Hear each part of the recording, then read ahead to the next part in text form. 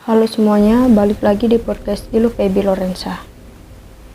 Jadi podcast kali ini masih seputar horor yang saya beri judul 5 hantu yang jadi bagian dari cerita rakyat Indonesia. Cerita hantu merupakan salah satu produk cerita rakyat.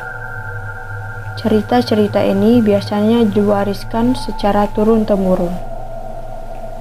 Seperti cerita hantu Maria atau Aryah si Manis Ancol yang menjadi penunggu kawasan Ancol sejak dahulu kala,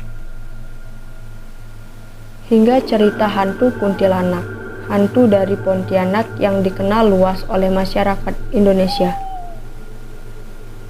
Berikut beberapa cerita hantu di Indonesia yang diyakini berasal dari cerita rakyat. 1. Kuntilanak. Salah satu jenis hantu yang banyak ditemukan di berbagai daerah di Indonesia ini memiliki kisah tersendiri dengan kota Pontianak. Konon, pendirian ibu kota Kalimantan Barat tersebut tak lepas dari hantu yang kerap digambarkan sebagai sosok wanita berambut panjang dan mengerikan ini. Menurut buku Asal-usul kota-kota di Indonesia Tempo Dulu yang ditulis Sanudin HM, hantu kuntilanak disebut salah satu hantu yang selalu mengganggu Sultan Syarif Abdurrahman Al-Qadir. Ia adalah sultan pertama kerajaan Pontianak. Alkisah Sultan Syarif saat menyusuri Sungai Kapuas kerap diganggu kuntilanak. Ia pun melepaskan tembakan Maryam untuk mengusir hantu itu, sekaligus tempat jatuhnya Maryam menandakan lokasi kesultanannya didirikan. Sejumlah tembakan dilepaskan dan diakhiri berhasil mengusir kuntilanak dari hutan yang kemudian menjadi lokasi-lokasi penting kota Pontianak tersebut. Versi lainnya dari cerita hantu ini adalah bahwa di daerah yang kini menjadi Pontianak, dulu banyak dihuni oleh hantu kuntilanak. Warga lokal sering menyebutnya dengan nama hantu Puntianak. Nama Puntianak merupakan singkatan dari perempuan mati beranak. Sosok kuntilanak digambarkan dalam bentuk wanita cantik berambut panjang. Kuntilanak senang meneror penduduk kampung untuk menuntut balas dendam.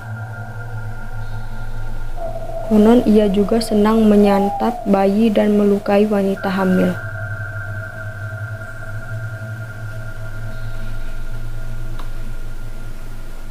Cerita tentang hantu kuntilanak juga ada dalam masyarakat Jawa.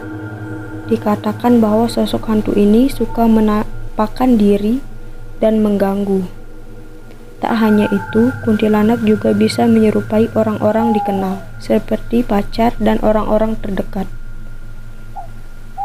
Kuntilanak konon menyukai pohon tertentu sebagai tempat bersemayam, misalnya pohon waru yang tumbuh condong ke samping.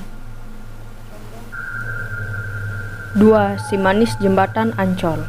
Cerita hantu Si Manis Jembatan Ancol merupakan salah satu cerita rakyat yang terkenal di Jakarta. Konon, hantu penunggu jembatan Ancol ini bernama Aryah. Ia juga dikenal dengan nama Maryam ataupun Mariah oleh warga ibu kota. Aryah adalah seorang warga pribumi yang kerap mencari kayu bakar di kawasan Ancol pada masa sekitar 1860. Kawasan Ancol di pesisir Jakarta Utara itu masih banyak terdapat rawa, hutan dan semak belukar. Di tempat ini juga berdiri bangunan villa-villa tempat beristirahat orang Belanda. Pada suatu hari, ketika sedang mencari kayu bakar, Aryah didatangi oleh 2 preman yang hendak memperkosanya. Aryah meninggal akibat sabetan golok dari preman tersebut saat berusaha melepaskan diri. Preman itu kemudian membuang jenazah Aryah ke laut. 3. Lea. Dalam mitologi Bali, Lea adalah penyihir jahat Masyarakat Bali percaya leak hanya bisa dilihat di malam hari oleh dukun dengan kemampuan tertentu. Konon, saat siang hari, leak berubah menjadi manusia biasa.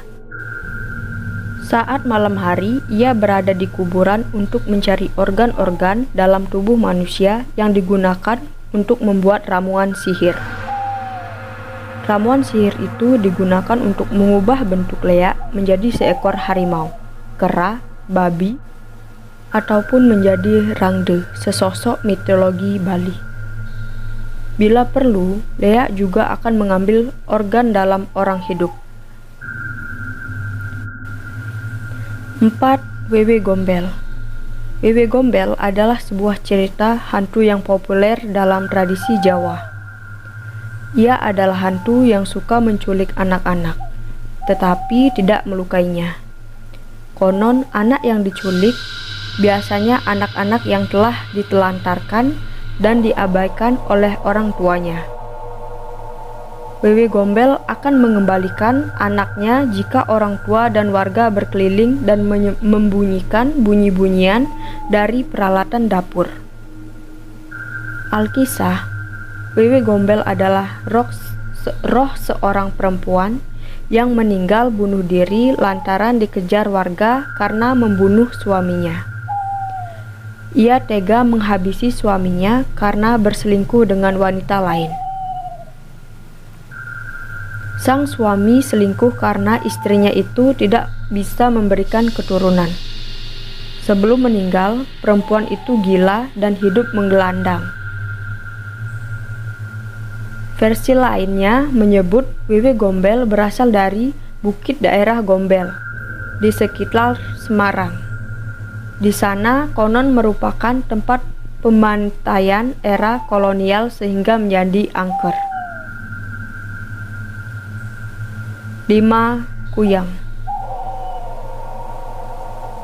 Cerita tentang hantu Kuyang sangat populer di Pulau Kalimantan. Hantu ini berwujud wanita. Ia bisa melepas kepala dari bagian tubuh dan terbang bersama organ tubuhnya seperti jantung, hati, usus, dan ginjal. Kuyang memiliki 2 taring di kiri dan kanan mulutnya. Hal itu dipakai untuk menyantap mangsanya. Kuyang mencari mangsa pada malam hari. Dalam mengelabuhi korbannya, Kuyang bisa berubah menjadi seekor burung ataupun kucing. Kuyang biasanya mendatangi seorang perempuan yang tengah hamil besar dan memakan janin dalam perutnya.